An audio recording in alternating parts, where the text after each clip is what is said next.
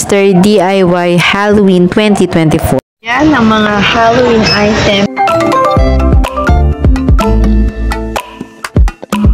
Hello, pretty people! So, yan, basa-basa pa yung book natin. So, nandito ko ngayon sa mga Halloween item para sa umulan. Para dito sa Mr. DIY, Happy Halloween everyone! So, sa lahat po ng mga naghahanap ng mga Halloween costume, mga Halloween display sa Mr. DIY, dito yan sa may Walter Mart, Cabanatuan City. So, napadaan ako dito at meron akong nakita ng mga iba't ibang klase ng mga Halloween display kung saan, kasi di ba Halloween ngayon, marami po kayong ditong pagpipilian na mga pwede nyong gamitin para sa inyong Halloween party. So, meron akong nakita dito mga Halloween costume, headbands, tapos yung mga